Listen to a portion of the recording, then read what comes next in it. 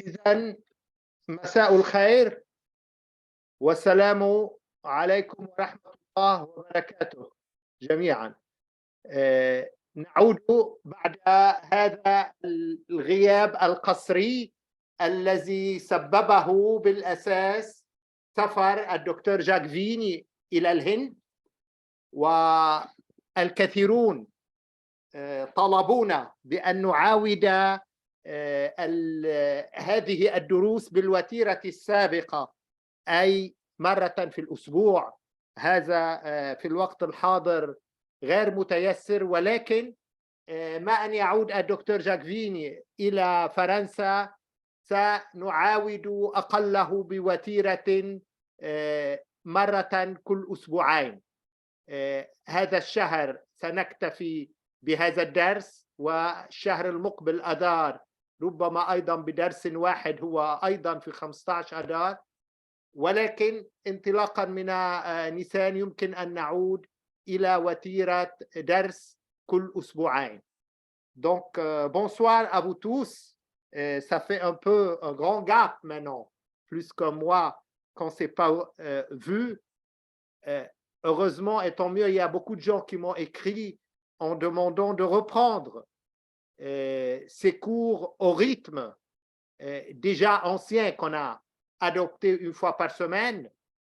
On était obligé, suite au voyage du docteur Jacques Vigne en Inde, d'interrompre un peu nos leçons et ce rythme. Mais maintenant, au moins, on se contente ce mois et le mois de mars par une fois par mois mensuel, mais à partir de probablement donc d'avril, on va vous tenir au courant. On va reprendre au moins un mois chaque 2 semaines. Et comme ça, ces gens qui attendent, et moi je réjouis qu'il y a une certaine sangha au Liban et en Syrie qui attendent nos cours reliés ou bien nos cours réguliers plutôt. Aujourd'hui aussi, j'étais en discussion avec Dr Jacques Vigne de l'Inde et on s'est proposé de faire encore un voyage, un voyage de pèlerinage et de méditation au Liban cet été. Ce n'est qu'une idée, mais nous serons vraiment très contents s'il y a des gens qui, dès l'instant,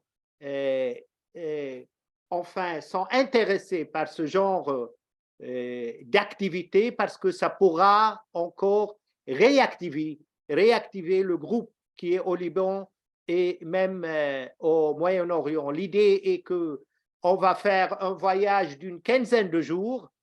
C'est un voyage guidé par le docteur Jacques Vigne.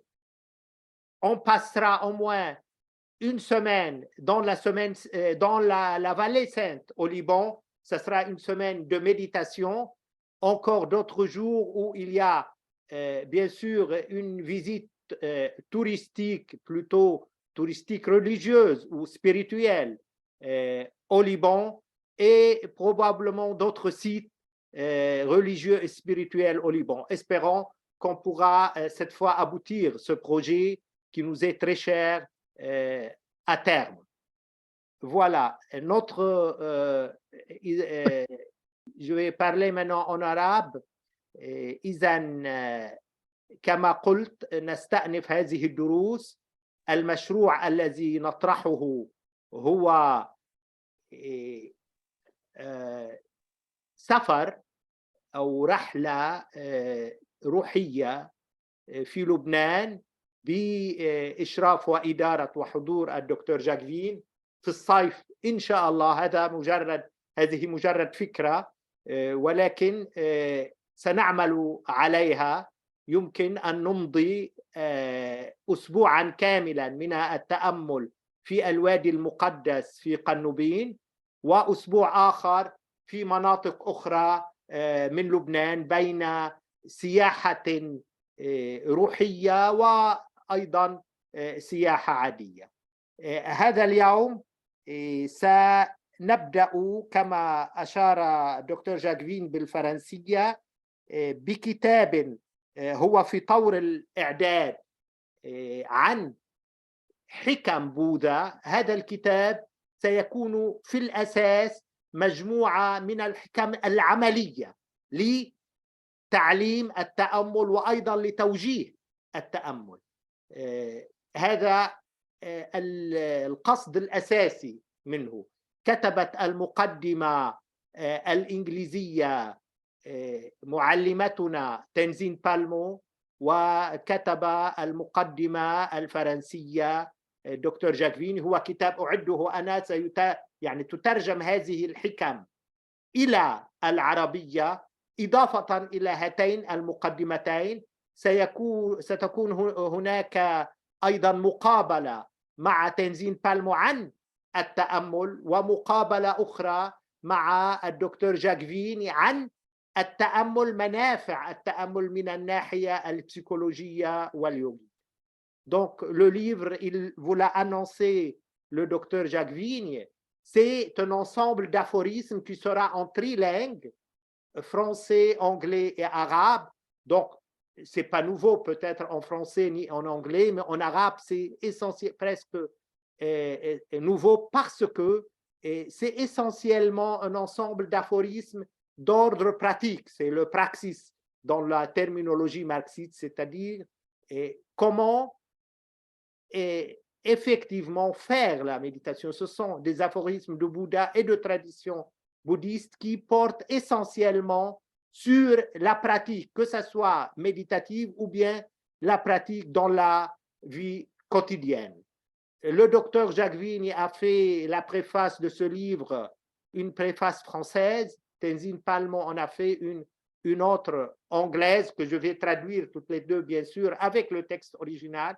Il y aura le texte anglais original, le texte français original et une traduction arabe de chacune de ces deux préfaces. Il y aura aussi une interview avec Tenzin Palmo sur la méditation, sur la pratique elle-même, des conseils pratiques de méditation, et une autre interview avec le docteur Jacques Vigne sur la méditation et ses bienfaits et ses effets psychologiques et médicaux et thérapeutiques. Donc, ça sera surtout pour le public arabe une vraie nouvelle introduction pratique à la méditation. Dans ces deux ou trois leçons, celle d'aujourd'hui et celle d'après, on va prendre quelques aphorismes en français et en arabe. Je vais lire les aphorismes et puis je vais demander à Dr Jacques Vigne d'interpréter, de commenter chaque aphorisme. Donc, la lecture sera d'abord des aphorismes en français, ensuite en arabe. Je donne la parole à Dr Jacques Vigne pour interpréter et je traduis en bref ce qu'il va interpréter en arabe. Donc, Dr Jacques Vigne, on va commencer. Tu as la suite, donc, et c'est numéroté, n'est-ce pas? Oui. Donc, je vais commencer, moi, la lecture français, arabe, et je te donne tout de suite la parole pour commenter. Oui. Donc, aphorisme numéro 1, vis pleinement chaque acte comme s'il devait être le dernier. عش كل عمل بملئه كما لو أنه سيكون الأخير. Docteur Jacques Vigne, ça me fait rappeler un peu ce qu'on dit dans la prière islamique. Ils disent Salli salata muwadda, c'est-à-dire prie comme si tu fais ta dernière prière, comme si tu es en train de faire adieu à ta vie. Jusqu'à quel point souvent les gens trouvent que c'est un peu pessimiste et ça leur fait un peu peur de ce rappel continuel de la mort. Qu'est-ce que tu en penses? Je pense que le rappel de la mort, ça donne de l'intensité. Hein, c'est ce que j'ai expérimenté aussi quand j'ai eu ce diagnostic de cancer, plus le traitement. Et évidemment, on pense plus à la mort. Et le bon côté de ça, c'est qu'on a plus d'intensité. Sinon, on somnole. Hein, on somnole. On a tendance, quand c'est trop confortable, on a tendance à être dans un cocon. et on somnole. Et Et tu puis, parles d'intensité ou bien de concentration, c'est-à-dire? oui, c'est de l'intensité de concentration. Et puis finalement, on est plus content de vivre parce qu'on sait que ce ne sera pas forcément très long. Et donc, c'est une pratique dans toutes les traditions de savoir se mettre face à la mort. Quand j'étais dans un monastère Theravada au Sri Lanka, il m'avait logé avec les novices moines. Et alors, au bout du couloir, dans l'angle pour aller aux toilettes, ils avaient mis un squelette pour se souvenir de la mort. Et donc, la nuit, quand on allait aux toilettes et qu'il n'y avait pas beaucoup d'éclairage, on risquait d'embrasser le squelette. Mais justement, Jacques, et même, c'est très connu chez les ermites chrétiens. Ils méditaient toujours sur une Un crâne. crâne, oui, c'est représenté dans les peintures Ils avaient classiques aussi. toujours Oui, une crâne dans leur oui. ermite. Les tantriques hindous aussi, oui, ils méditent sur le crâne. Et il y a tout l'ordre des Kapila, donc de Kapil Muni, qui faisait le Samkhya. Kapil, ça veut dire crâne. Hein, et donc, il y avait un ordre de sadhus indiens, les Kapila, je pense, qui étaient l'ordre du crâne, quoi, ceux qui se définissaient parce qu'ils avaient Je un vais crâne avec traduire eux. brièvement ce que tu viens de dire Oui, avant de... Parce que déjà, cet aphorisme, ça peut nous prendre une demi-heure, à mon avis. oui, oui. يقول الدكتور جاكفيني أن التفكير إذن نعود إلى هذه الحكمة الأولى لغوتاما بوذا: عش كل عمل بملئه كما لو أنه سيكون الأخير. وقلت له هذا يذكرني بما يقال في الصلاة الإسلامية. يوم الجمعة مثلا في صلاة الجماعة يقول الإمام: صلوا صلاة مودع، يعني صلوا وكأنكم تصلون الصلاة الأخيرة. لماذا هذا التأكيد وهذا التشديد على أن تكون الصلاة هي الصلاة الأخيرة؟ يقول دكتور جاكفين أن الانتنسيتي يعني تزيد من قوة التفكير بالموت، يزيد من قوة الصلاة ومن التركيز فيها. Dans quel sens, Jacques, tu dis que ça augmente l'intensité? Quel genre d'intensité tu parles? Et donc, ben, je pense déjà à l'intensité de la méditation, et puis on comprend le côté précieux de la vie, et puis on se détache aussi, l'intensité du détachement est plus grande. Euh, on peut se préparer à la mort comme on se prépare à un départ en vacances. Hein, on se dit, OK, c'est possible que je meure dans 2 mois, mais à ce moment-là, si je sais qu'il y a ce départ dans 2 mois, qu'est-ce que je fais pour organiser les choses? Hein, quand on sait qu'on part en vacances dans 3 jours, on commence à ranger les affaires, on prépare des choses, on achète une nouvelle valise, on s'organise, on règle des affaires urgentes et comme ça, 3 jours plus tard, on est prêt pour partir en vacances. Et je sais que j'avais eu un autre moment, une possibilité de diagnostic de mélanocarcinome. Et donc, si à l'époque, le mélanocarcinome, on était mort en 3 mois. Et donc, qu'est-ce que ça veut dire?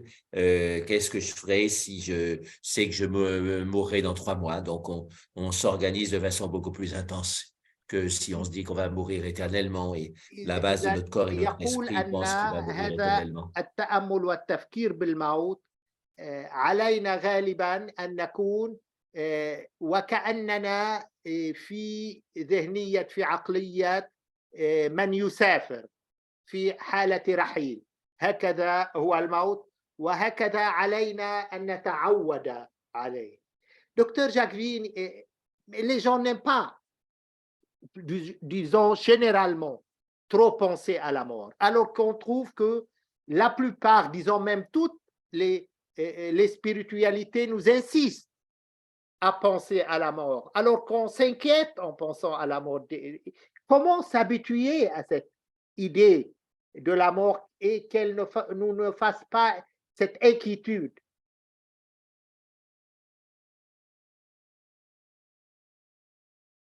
Allô? Alors, donc, il y a deux niveaux, hein, et ça, Alan Wallace l'explique bien.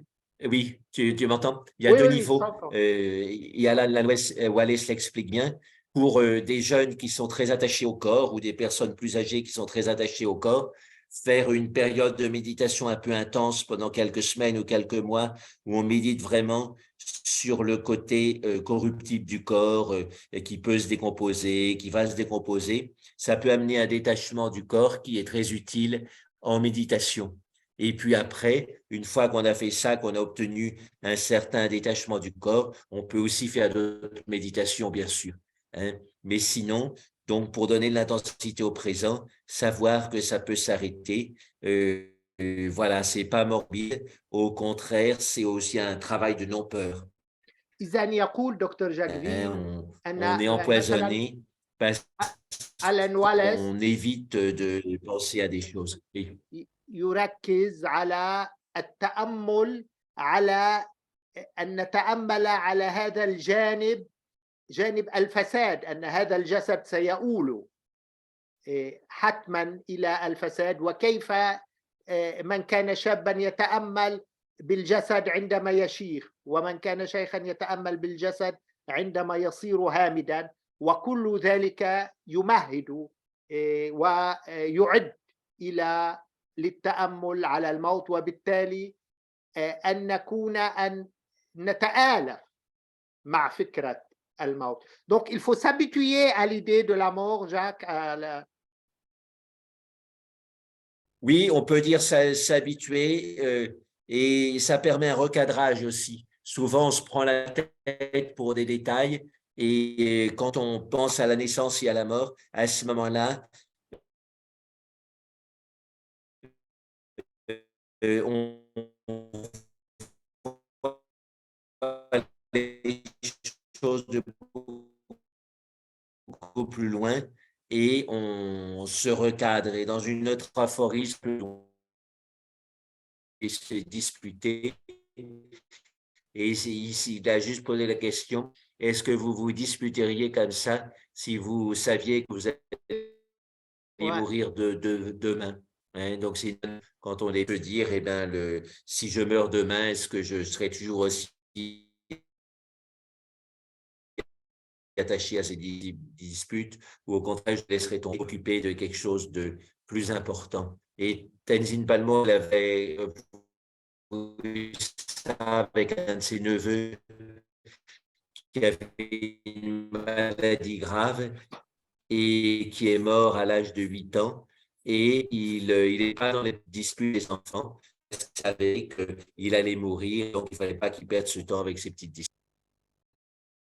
Et on a remarqué en psychiatrie que des gens qui sont très paranoïaques, quand ils ont un diagnostic, on leur dit, vous n'en avez plus pour 3 mois, en général, leur paranoïa tombe. Parce que la paranoïa, c'est une sorte de spectacle qu'on fait pour les gens, mais quand on est en face de la mort, qu'on sait qu'on n'en avait plus que pour quelques semaines, on a beaucoup moins tendance à faire du théâtre et du spectacle. Et donc, la paranoïa tombe. Mais Jacques, souvent, on a cette expérience que quand on pense souvent à la mort, et on a une certaine conviction qu'on va mourir dans un futur très proche. Psychologiquement, ça joue comment ça, et est-ce que c'est justifiable?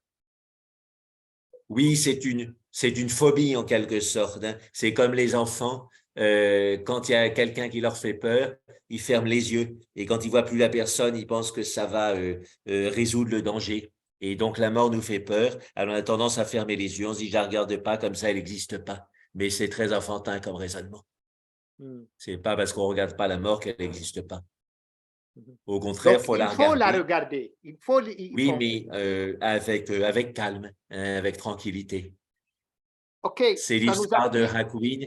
Il faisait une ascèse qui est considérée comme difficile, c'est d'aller méditer la nuit sur les cadavres, en face d'un cadavre. Parce que l'idée, c'est qu'on ne doit pas garder un cadavre à l'intérieur d'une maison et on ne doit pas le brûler la nuit non plus. Donc, assez souvent, il y a des gens qui meurent le soir et il faut garder le cadavre dehors. Mais c'est pas trop respectueux non plus d'abandonner le cadavre dehors.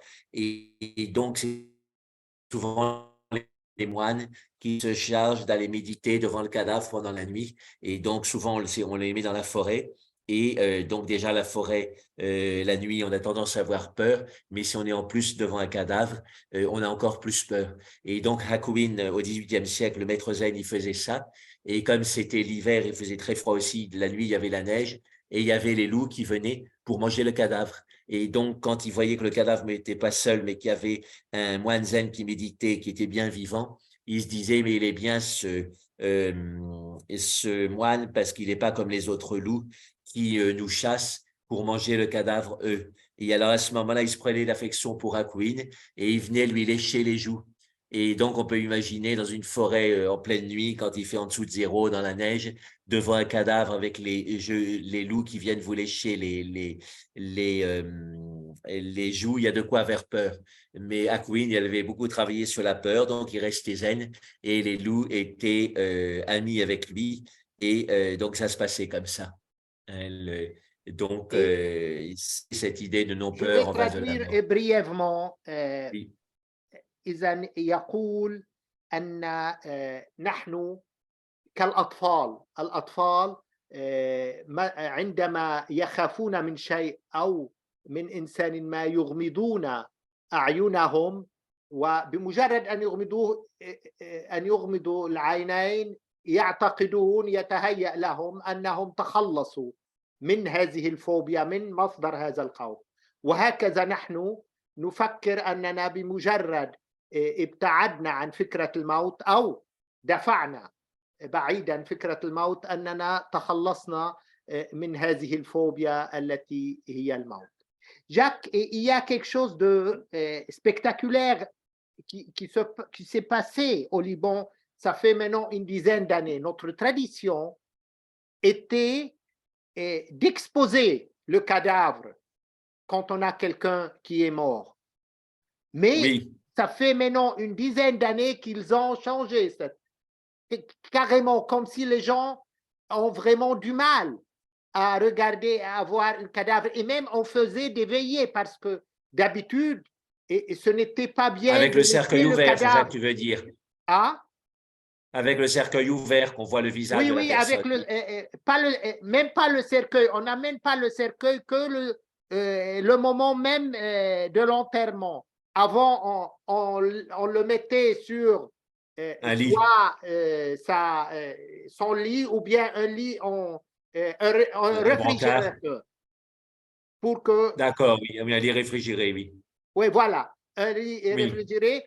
Et on faisait une veillée parce que c'était oui, pas courtois, c'était pas bien de laisser le cadavre comme ça la nuit. Donc, on fait une veillée toute une nuit. Donc, oui, oui, oui, les oui. gens, ils font en quelque sorte des éphémérides. Toi, tu veilles de 2 heures à 4 heures le matin, moi de 4 heures à 6 heures, etc. Maintenant, tout ça, ils ont supprimé et on amène le cadavre dans un frigo à l'hôpital. Comme ça, on est tranquille, on ne regarde même pas. Et on amène le cadavre qu'une demi-heure avant l'enterrement, c'est-à-dire le rite de l'enterrement. Ah, Oui. Et les gens c'est pas assistent à une, la fermeture du cercueil ou pas? La c'est-à-dire famille il assiste est à la fermeture fermé, du on cercueil? l'ouvre juste 10 minutes pour que les gens soient sûrs que voilà, il est mort, tu vois. Oui, Et après, on ferme et on enterre. C'est pas oui. une sorte de phobie, à ton avis, ça? On peut dire, oui, oui, on peut dire. Et donc, je pense que de toute façon, c'est bien de méditer sur quelqu'un qui vient de décéder, parce que ça permet de mieux faire le deuil. Hein, avec le système juste des morgues où on voit à peine le corps, le deuil a plus de mal à se faire. Je pense qu'on peut dire ça. Hein. Après, bon, ça dépend des gens. Il y a des gens qui ne peuvent pas supporter, qui sont très mal à voir le corps de quelqu'un qu'ils ont aimé. Il faut respecter ça aussi. Bon, il ne faut pas forcer. Voilà, mais si on peut le faire, ça veut dire qu'on a moins peur de la mort et voilà, c'est Mais euh, une petite question, si, c'est-à-dire, il y a pas un proverbe, un slogan français qui dit rite des morts pour la paix des vivants. Oui, c'est vrai que bien sûr, les rites des morts sont faits pour aider les vivants, hein. Ils sont dans l'épreuve à cause Oui, du c'est pas départ. pour les morts, c'est essentiellement pour les vivants plutôt. Voilà, oui, donc on pense, donc, quand on est religieux, que ça aide les morts aussi. Ça aide les morts en tous les cas en nous. Et donc ça, c'est important, hein. On les fait aller vers la lumière.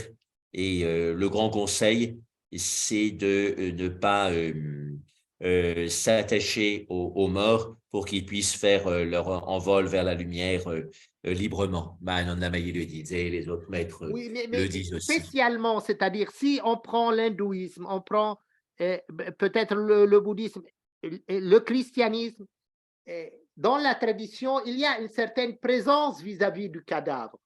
Et c'est quoi comme objectif ou essence de ce rite, c'est-à-dire d'être présent près du cadavre ou Je crois que c'est pour faciliter la transition, hein, on profite du fait que la forme du corps est encore là pour pouvoir voilà, être satisfait de l'avoir suffisamment regardé. À ce moment-là, on accepte mieux, hein, il y a Marie de Henzel, qui est une grande spécialiste de la mort. Elle a écrit tout un livre que j'avoue, je n'ai pas lu en entier, mais le titre est significatif. Nous ne nous sommes pas dit au revoir. C'est à propos de ces deuils subites. On n'a pas eu le temps de dire au revoir aux gens, et par accident ou par infarctus, etc. Et donc, on peut faire des choses quand même psychologiquement et spirituellement pour dire au revoir intérieurement aux personnes. Et à l'inverse, donc, quand la personne est morte naturellement et qu'on peut veiller le cadavre, c'est une manière de prendre le temps de dire au revoir. إذا كنا نتناقش حول هذا التقليد الذي خسرناه ونحن في طريقنا إلى خسارته تماما في لبنان. في السابق كانوا كانت الجثمان يبقى في المنزل أو في المكان الذي تقام التعازي فيه بالوقت الذي يعني يواكب هذه التعازي، في حين أننا الآن مع الأسف ما أن يتوفى أي إنسان حتى نرسل هذا الجثمان إلى المستشفى ليوضع في البراد أو برادات المستشفيات أو غيرها، ونتقبل التعازي بعيدا عن الجثمان. والسؤال الذي طرح، هل هذا نوع من الفوبيا من أيضا الخوف والذعر من الموت؟ والدكتور جاكفين يقول بالأحرى بالأرجح أنه أيضا نوع من هذا الذعر الذي بالعكس علينا أن نواجهه. Donc il faut une attitude antiphobique, contraphobique vis-à-vis du cadavre. Jacques, à votre avis? Oui, alors ça, c'est un point de vue. Il y a un autre point de vue, c'est le point de vue des brahmanes que suivait Mananda Mayi, et il disait le corps de la personne qui est décédée est impur et donc on s'en occupe pas. Et Ma le faisait, Mananda Mayi, elle était très présente au moment de l'agonie des gens, mais dès qu'il était mort, elle venait pas le voir. Et elle, voilà, elle avait plus de rapport avec le corps une fois qu'il était mort. Et c'est aussi un point de vue. C'est aussi un point de vue. Bah, justement, même dans le judaïsme et dans le christianisme, toucher et l'islam, toucher un cadavre, on est impur si on touche un cadavre. Il faut faire des ablutions. Oui, c'est ça. Donc, il y a une réalité physiologique, hein. Quand le cadavre, s'il commence à se décomposer dans un pays chaud rapidement, effectivement, c'est pas conseillé de le toucher. Et donc, il y a une réalité de base. Et puis, il y a la peur de la mort, mais il y a aussi tout simplement accepter un détachement. Pour les Védantins, on n'est pas le corps. Et donc, voilà, bien sûr, on s'occupe des vivants. Mais quand les personnes sont mortes, il n'y a pas à faire des choses spéciales autour du corps. Voilà. Je crois qu'avant de passer à d'autres aphorismes, qu'est-ce que tu en penses? On fera une méditation guidée sur ce thème tellement il est riche. D'accord, oui, on peut y aller. Donc, on peut إذن commencer. قبل أن نواصل الحوار وشرح هذه الحكم لبوذا، سنقوم بتأمل موجه من وحي هذه الحكمة الأولى التي أطلنا في الحوار حولها. on a discuté, mais à juste titre, parce que c'est un sujet assez important, non, Jacques? Donc, et ça Oui, mérite oui. d'y être médité, vu qu'on a tous cette phobie de la mort et on a tous, je crois, besoin d'une attitude contraphobique vis-à-vis de la mort. Oui, oui, oui. Oui, oui. Donc, on va commencer, on va faire 20 minutes, une demi-heure. Et voilà, donc on commence par le Aum, qui est إذا déjà une نبدأ évocation de la mort. تأمل حول الموت والبداية مع منترا الأم. Parce que le Aum, ça dissout. Et la mort, c'est aussi une dissolution. إذا الأم هو تذويب ذوبان معين وكذلك الموت هو ذوبان معين.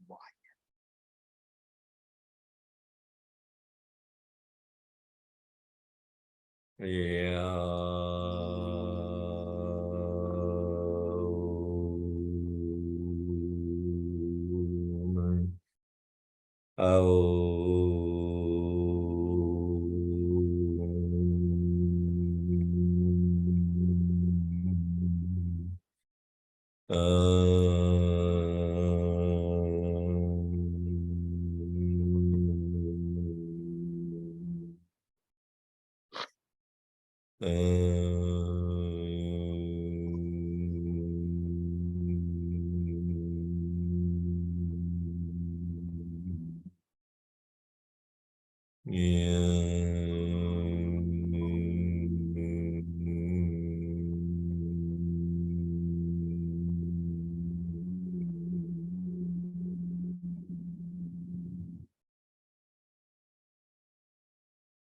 Alors, on va suivre le processus de mort, en particulier comme c'est conseillé dans le bouddhisme tibétain.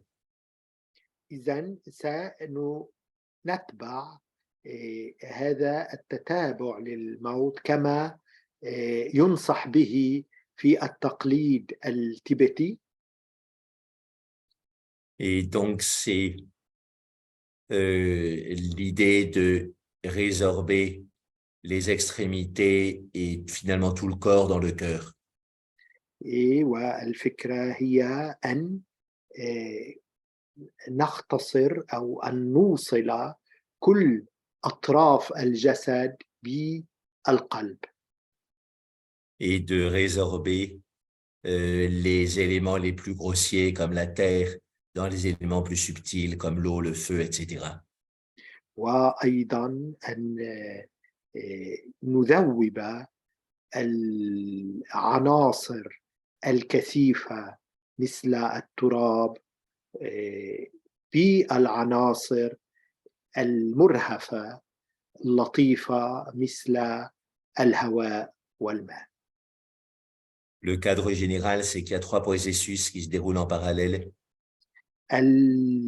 الإطار العام هو أن هناك ثلاث آليات تسير بالتزامن. Le processus d'endormissement, de rentrée en samadhi et de mort. إذا أولا آلية النوم، آلية ثانيا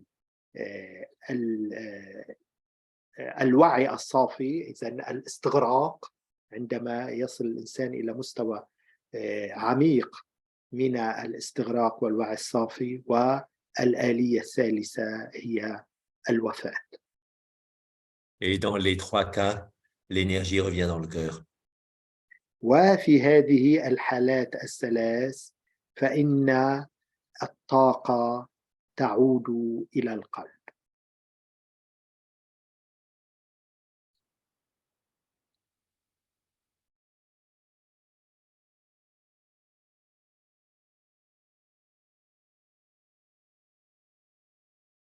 Donc, on commence par la jambe droite. On sent sur l'inspire que l'énergie remonte du pied droit jusqu'à la hanche droite. Et sur l'expire, on sent qu'on n'a plus de jambe droite et que toute l'énergie de la jambe droite passe dans le bas de l'axe central.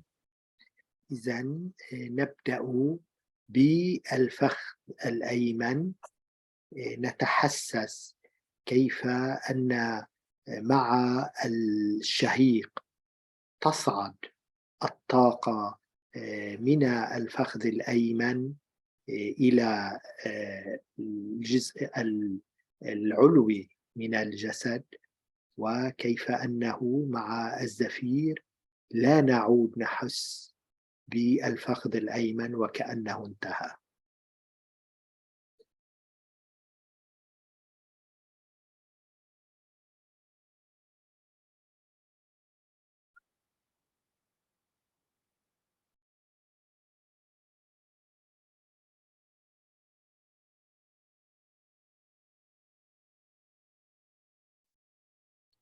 C'est comme si la jambe droite devenait complètement vide.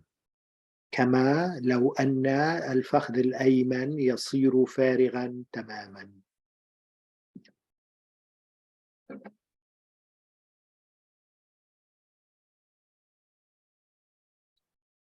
Ça a au moins un avantage de ne plus avoir de jambe droite, c'est qu'on ne peut plus courir après les gens pour leur donner des coups de pied.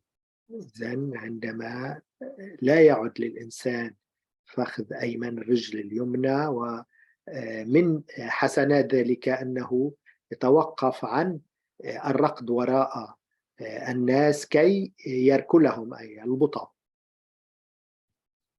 Et donc, il y a des gens qui sont des hommes troncs, comme on dit, qui n'ont plus qu'un tronc, qui n'ont plus de membres.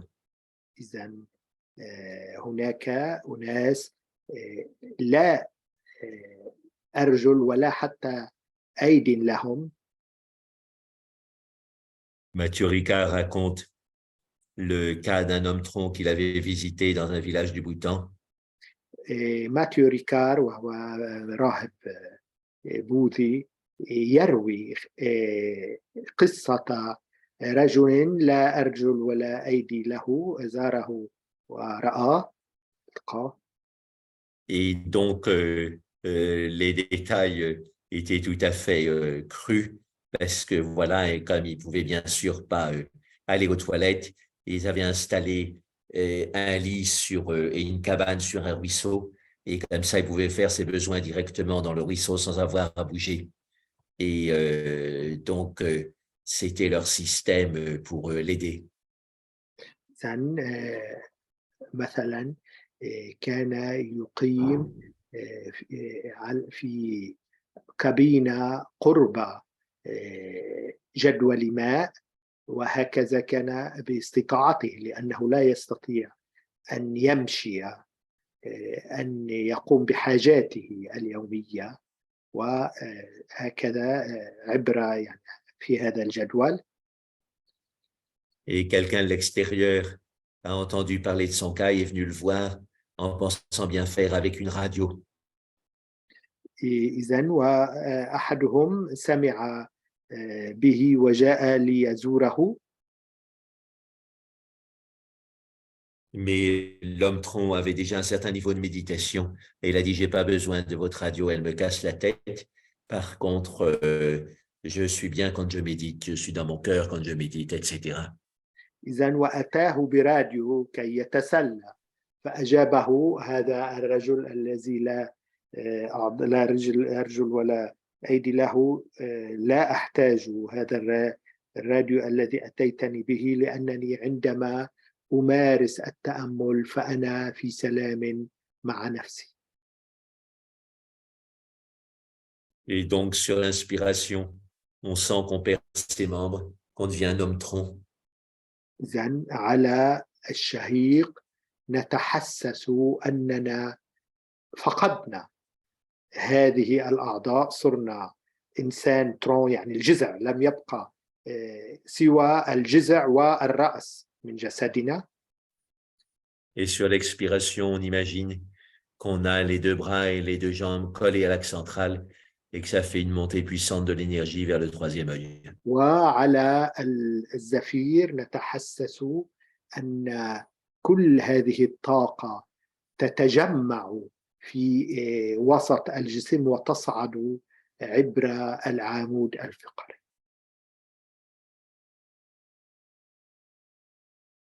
Et on fait ça comme un jeu. Hein, c'est comme les enfants jouent, on dirait que j'ai plus de bras, plus de jambes. Et à ce moment-là, on ne peut plus frapper qui que ce soit. نقوم بذلك كما لو أنها لعبة أطفال. عندما يقول الطفل لا ذراع لي أو لا رجل لي، يعني لا يستطيع أن يركل يلبط أحدا أو أن يضرب أحدا بيده.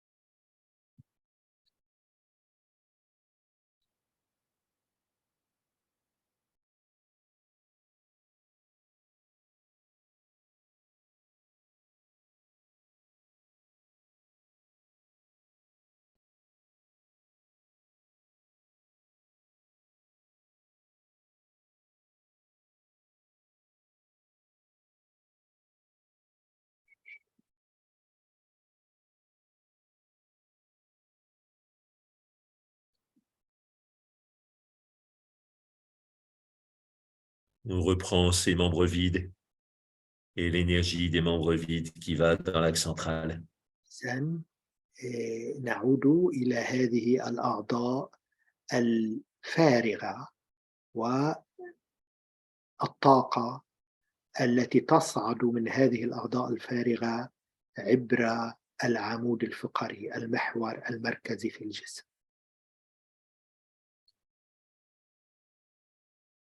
Souvent, dans le processus de mort, on commence par perdre la conscience, la sensation des extrémités des membres, et ensuite ça remonte vers l'axe central et le cœur. عادة غالبا في الوفاة هكذا يحصل الإحساس، نفقد الإحساس بأطرافنا ويتركز الإحساس في المحور المركزي الذي يصعد.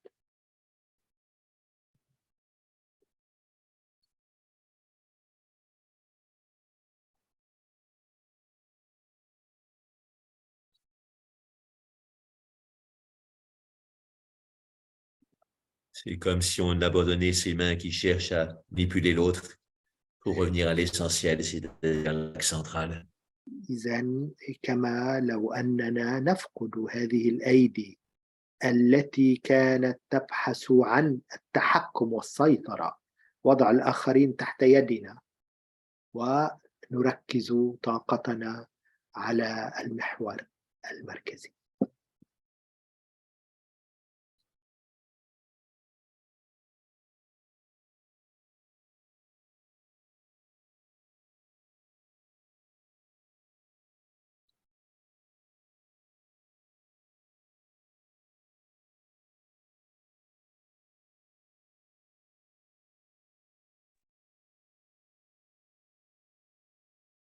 Oui, voilà, donc on a été coupé. Et voilà, donc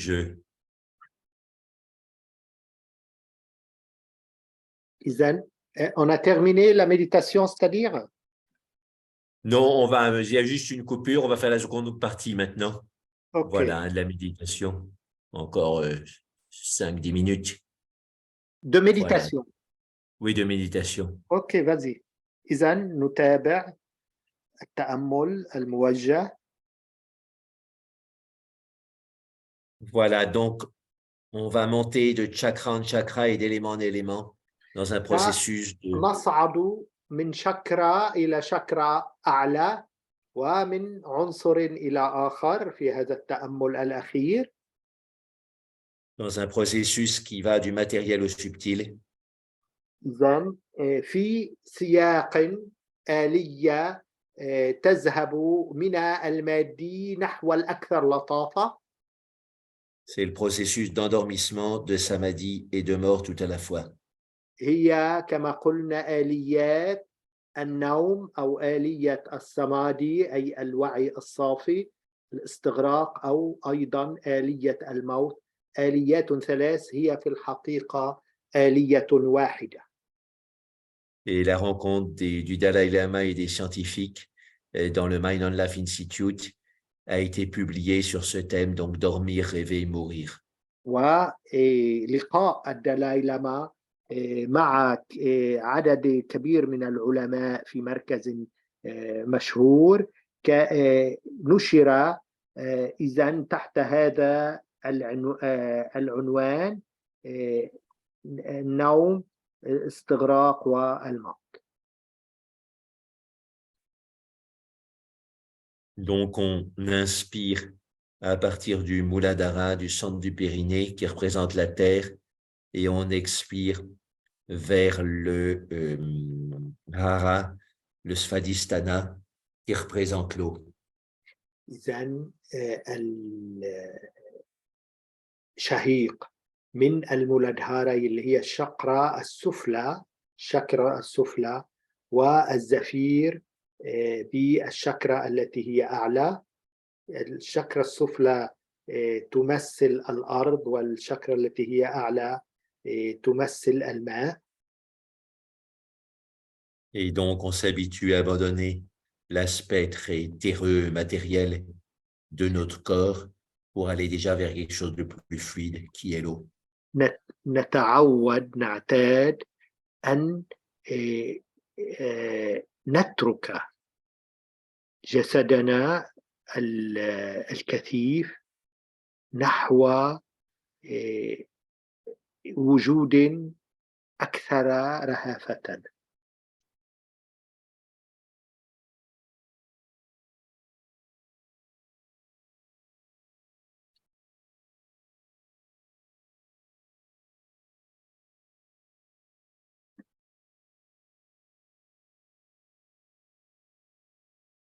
On n'a pas de fixation de l'énergie sur la terre au niveau du Muladhara. Au contraire, on va vers le fluide au niveau du Svadhisthana. إذن لا نثبت الطاقة على مستوى الشاكرا السفلى المولادهارا، وإنما ندفعها إلى أعلى نحو الشاكرا الثانية التي هي مركز السوائل.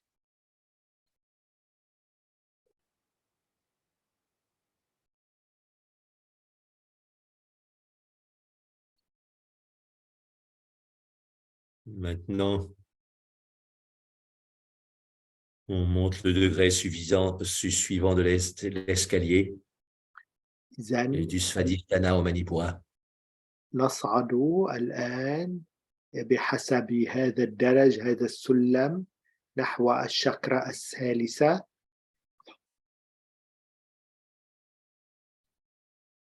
On aspire l'eau en quelque sorte à partir du Svadhisthana et on la ressort sous forme de feu au niveau du Manipura.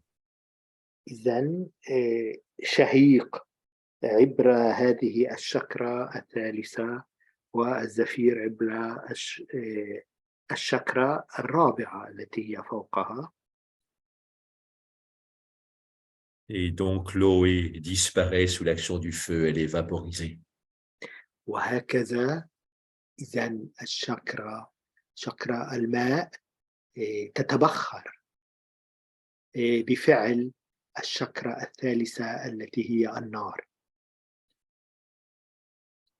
Cette visualisation nous aide à développer un niveau plus subtil de conscience.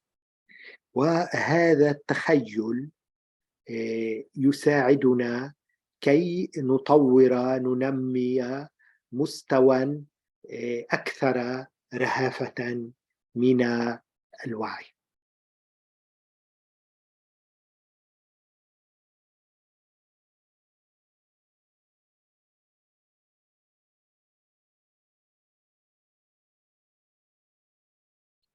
Maintenant, on fait monter, toujours sur l'inspiration, le feu du Manipura vers le centre du cœur, où là, c'est l'élément air. Donc, le feu se dissout dans l'air comme une flamme ou une fumée se dissolve dans l'air. الآن نصعد الطاقة من الشاكرا الثالثة أي النار إلى الشاكرا الرابعة على مستوى القلب أي الهواء. وكما نعرف في الهواء تنطفئ النار.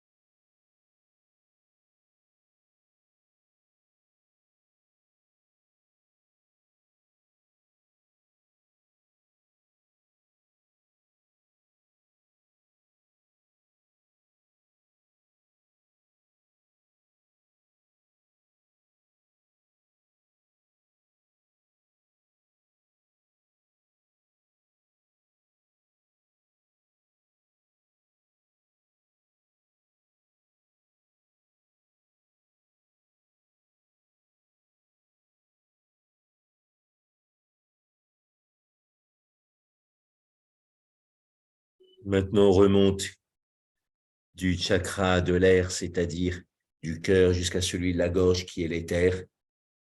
إذن Donc, on va vers quelque chose d'encore plus subtil. الآن نصعد من شكرا القلب أي شكرا الهواء نحو شكرا الحنجرة هي الأثير. إذن نحو عنصر أكثر رهافة أكثر لطفا من الهواء هو الأثير في الحنجرة.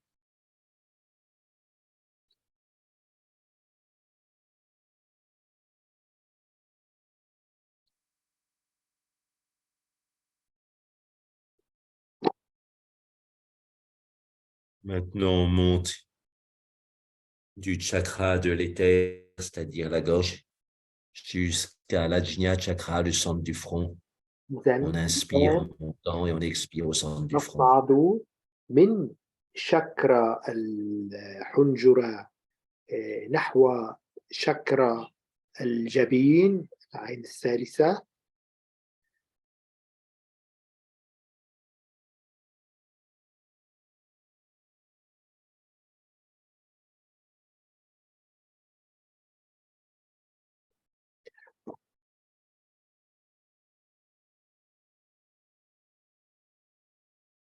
Finalement, on inspire, on expire par le troisième œil pour stabiliser une énergie extrêmement subtile à ce niveau-là. إذن نتنفس شهيقا وزفيرا من العين الثالثة كي نثبت هذا المستوى.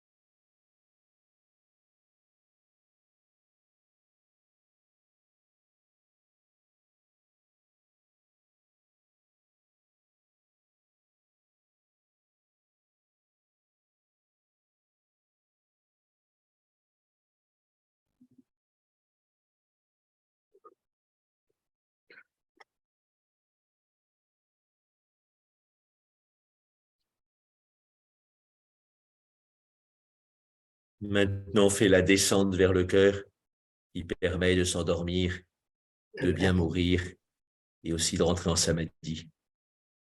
ننزل الطاقة والانتباه نحو القلب من جديد ما يتيح لنا النوم أو الاستغراق السمادي أو أيضا الوفاة.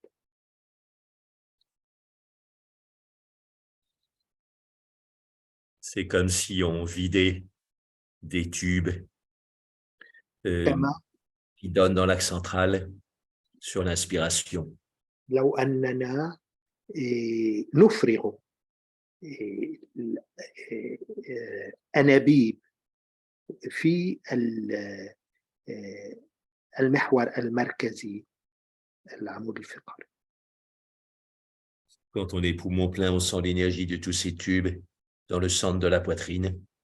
عندما تكون الرئتان ممتلئتان نتحسس هذه الطاقة في مركز الجسم.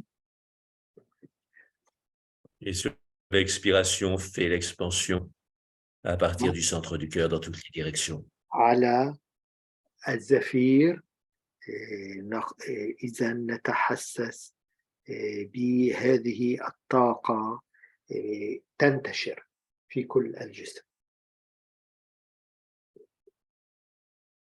C'est comme si les énergies de tension, de crispation qu'on a recueillies sur l'expire étaient transformées en énergie d'altruisme sur l'expire, donc كما sur لو l'inspire.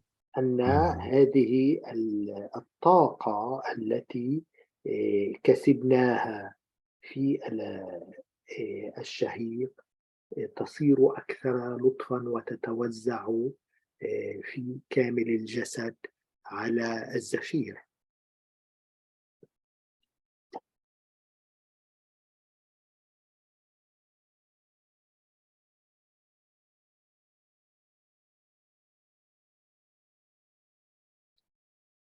Maintenant, on fait le même travail à partir d'en bas. الآن نقوم بالعمل عينه من الأسفل، ابتداء من الأسفل. On fait monter le point de lumière du centre du périnée jusqu'au centre du cœur sur l'inspire. إذا نصعد نقطة النور من مركز السفلي للشاكرا نحو الشاكرا الثانية.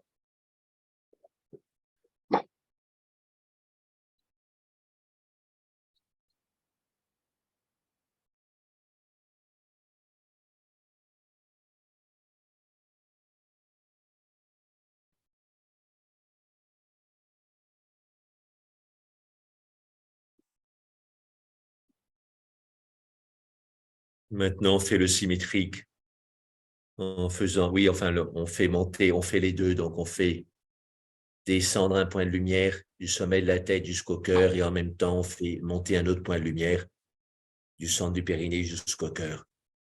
إذا الآن نصعد في الوقت عينه نقطة نورانية من البيرينيه، من المركز الشاكرا السفلي نحو القلب، وننزل نقطة أيضا نورانية من العين الثالثة إلى القلب.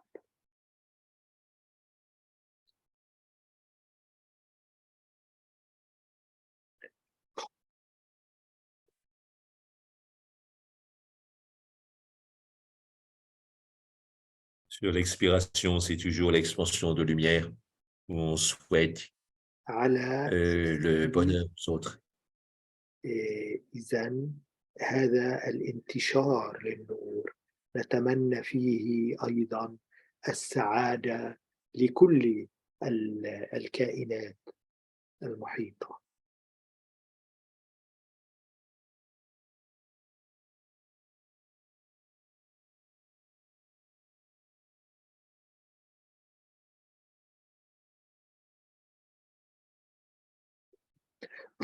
Les maîtres tibétains font prendre et donner, la méditation prendre et donner jusqu'au moment de la mort.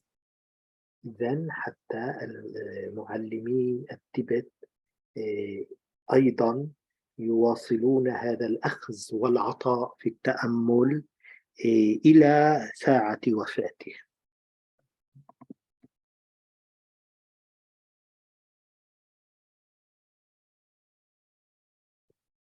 Maintenant, on inspire, continue à inspirer à la fois avec un point lumineux qui descend et l'autre qui monte sur l'inspiration. Ils se rencontrent, poumon plein dans le cœur. Ensuite, c'est نتابع l'expansion de conscience. هذا النمط من التأمل مع النقطتي النورانيتين، العليا في العين الثالثة تنزل نحو القلب وتلتقي بالنقطة السفلى من الشاكرا السفلى التي تصعد نحو القلب.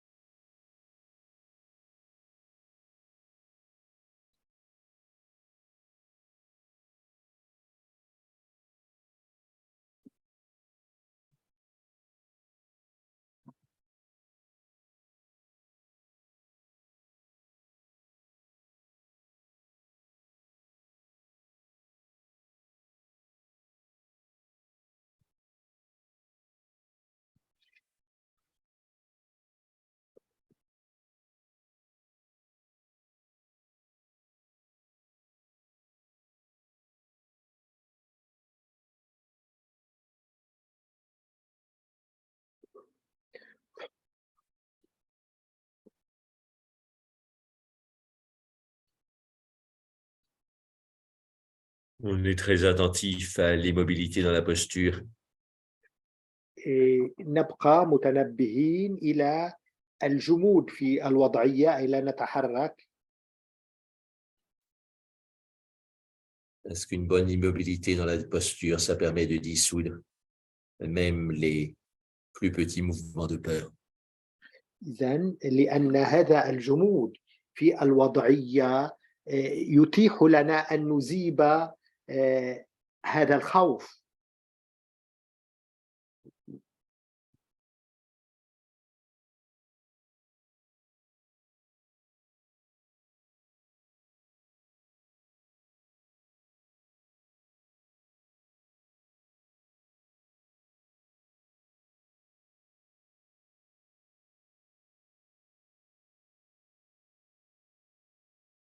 Pour intensifier, se rapprocher du processus de samadhi ou de mort, on peut passer maintenant en faisant le même exercice, mais une respiration très superficielle.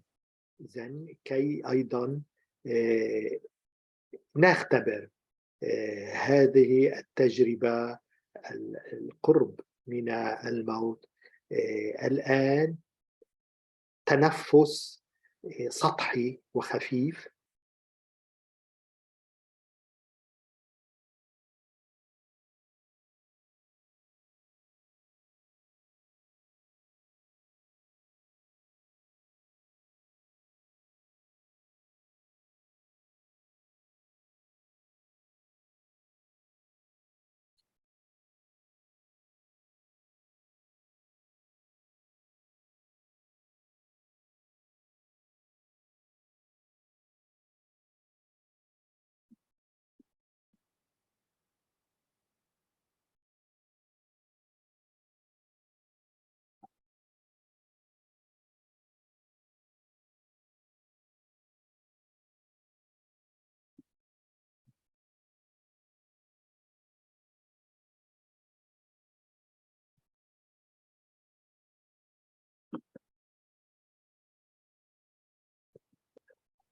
On fait maintenant le home final.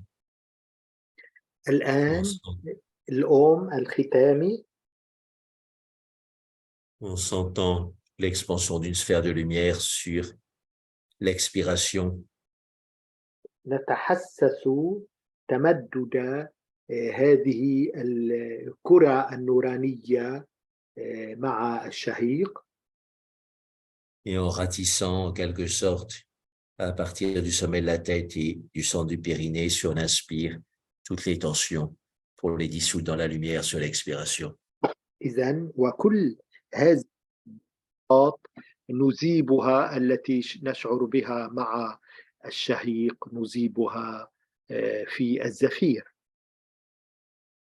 Donc finalement, sur l'inspiration, on rassemble dans le cœur, on ratisse et sur l'expiration, on dissout.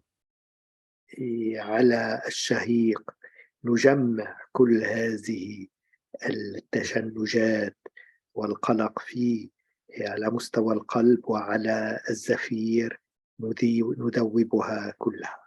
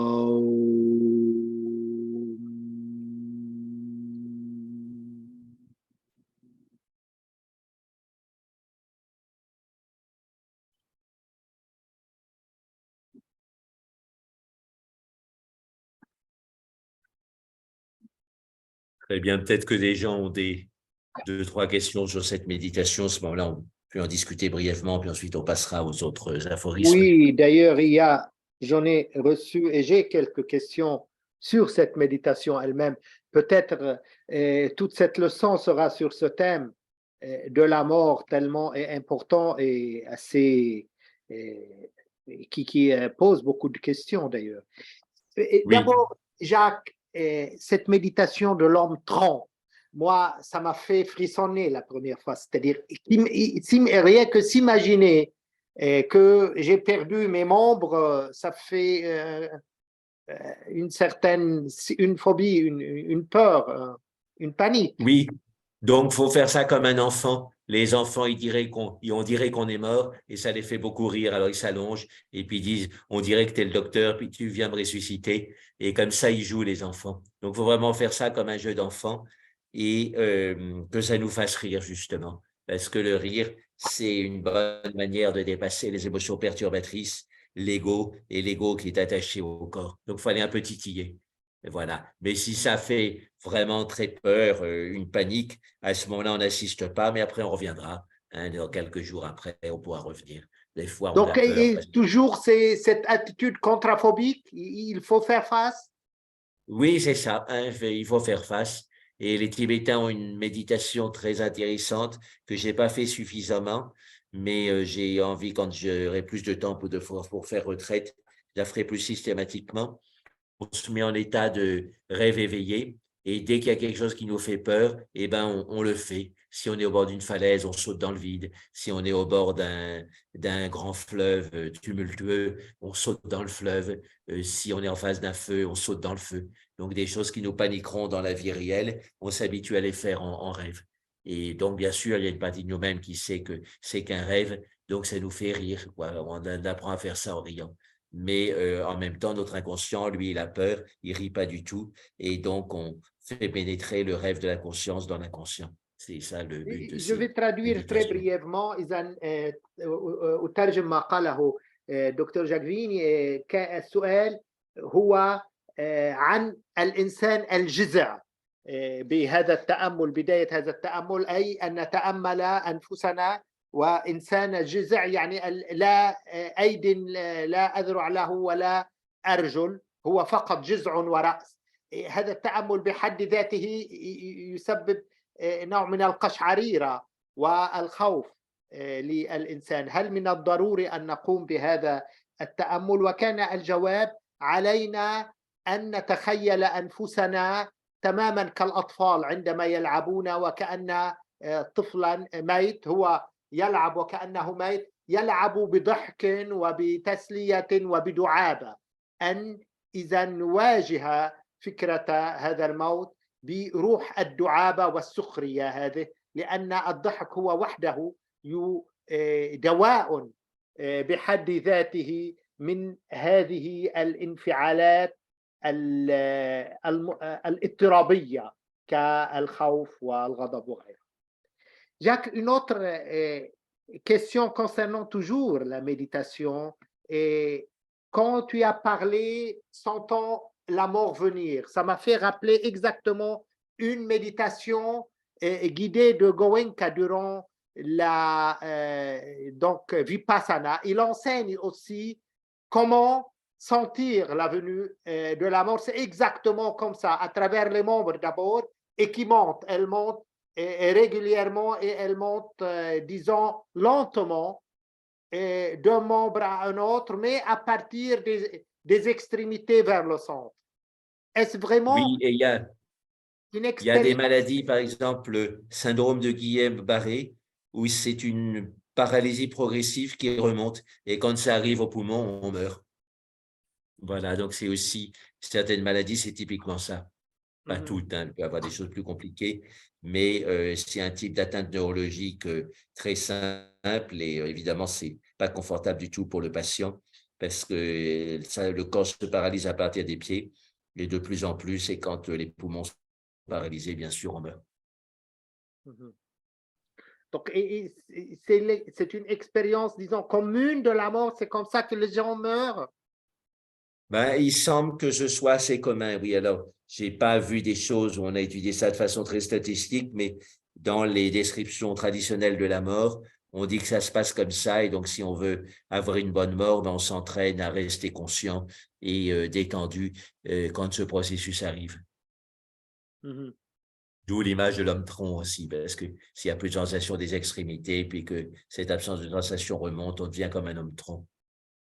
Mais on s'habitue à avoir une conscience d'homme tronc et à pouvoir continuer à travailler dans cette conscience d'homme tronc. À ce moment-là, on sera beaucoup plus stable au moment de la mort. C'est ce Donc, que soutiennent les traditions. Jacques, un troisième point, quand tu as parlé de l'immobilité dans la posture.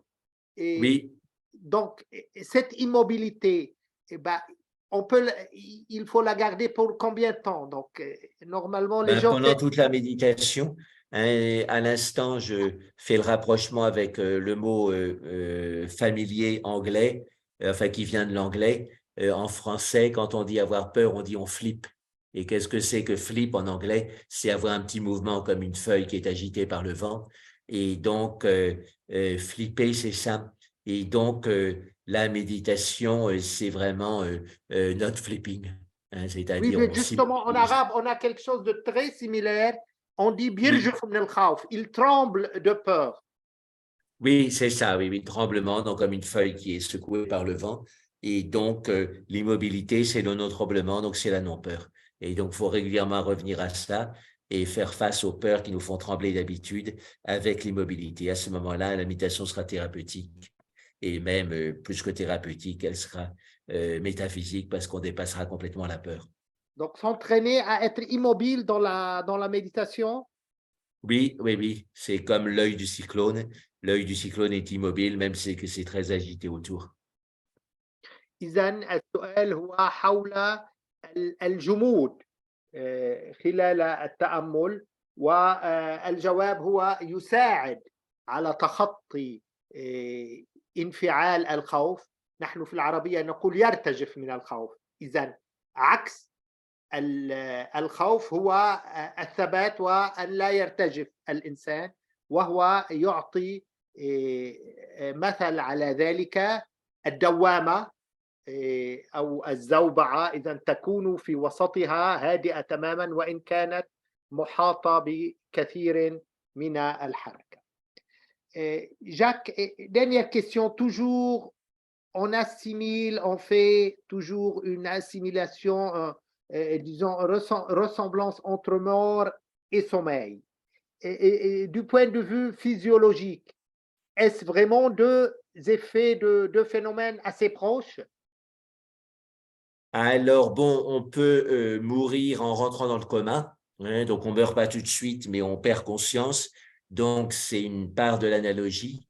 Et sinon, donc, l'idée que dans la mort, l'énergie rentre dans le cœur et dans le sommeil aussi, ça, c'est plus, voilà, traditionnel comme idée. Je pense que c'est pas forcément l'idée des neurologues ou la première idée des neurologues. Hein,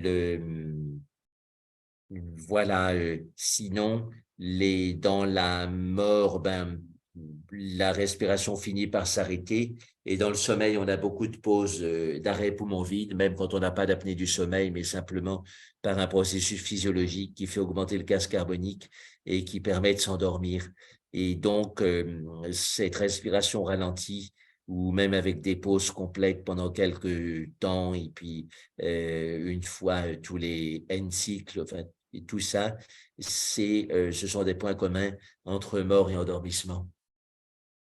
Mais justement, parce que en islam, il y a cette invocation du prophète qu'il faisait une sorte de prière en quelque sorte. Chaque matin, Subhana man amatana summa ahyana summa ilayhi nushur, c'est-à-dire gloire à celui qui nous a fait mourir et ce qu'il priait le matin quand il s'éveille. Gloire à celui Oui, qui nous a fait mourir et puis il nous a fait ressusciter et en fin de compte, il nous amène à la grande résurrection ou à la dernière résurrection. Donc, c'est toujours le sommeil qui est une expérience d'une mort. oui, oui, oui, oui, oui, oui, oui. Et l'éveil, une résurrection. Ouais, entendu. Eh ben, Et il y a des gens, disent les psychologues, qui sont insomniaques parce qu'ils ont peur de s'endormir, parce qu'ils ont peur de lâcher, ils ont peur de mourir. Hmm. Donc, il y a toujours cette assimilation, qu'on a, Oui, même, c'est ça. disons, intellectuelle entre mort et sommeil. Oui, et pour progresser dans ce domaine-là, c'est-à-dire à la fois pour bien s'endormir, pour bien rentrer en samadhi et pour bien mourir, on peut prendre comme mantra cette phrase zen que j'aime bien et que je médite depuis 6-7 ans que je l'ai lue. C'est d'instant en instant ouvrir la main de l'esprit. D'instant en instant, Ouvrir la main de l'esprit. ouvrir la main. Oui, la main de l'esprit. C'est comme si l'esprit avec une main qui s'accrochait à tout et on l'habitue d'instant en instant à décrocher de tout, à lâcher tout. Hmm. C'est le lâcher prise complet. Et on sent bien cette main de l'esprit qui nous crispe une zone ou une autre du corps ou qui fait des fixations sur une zone ou une autre de l'espace de l'esprit. Et c'est tout ça qu'il faut lâcher. Comme ça revient très vite, il faut lâcher très vite. Donc, c'est vraiment d'instant en instant. OK. Hmm. Entendu. Je crois, je sais pas combien tu as encore de temps, on va pas abuser je sais bien que ça fait tard chez toi. Oui, c'est ça. Ben, est-ce que les gens ont des questions peut-être dans le public, enfin dans Je ne vois l'audience? pas de questions là, je sais pas. Et est-ce que tu peux nous raconter, tu es où, Jacques? Et un petit peu sur l'endroit où tu es? Oui, alors je suis à Pondichéry et donc on a visité Auroville avec le groupe. On a visité